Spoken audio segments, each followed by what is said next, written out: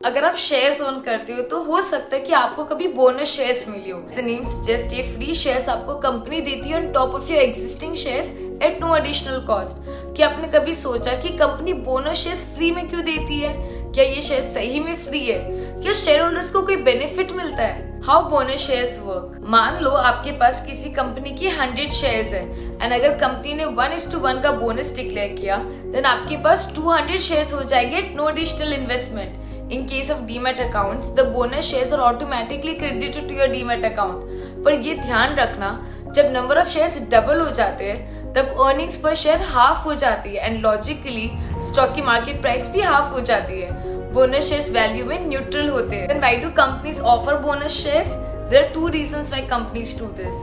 Company अपने profit और share premiums की फ्री रिजर्व से ऐसे शेयर्स को इशू करती है।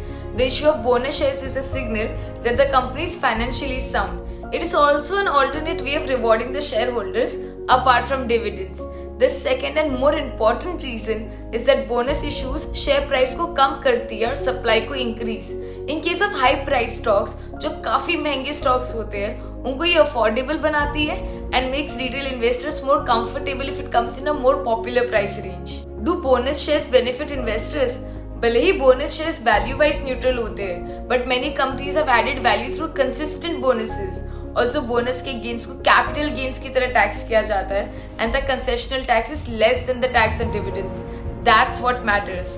For more such content subscribe to our channel now. Investments in securities market are subject to market risk. Read all the related documents carefully before investing.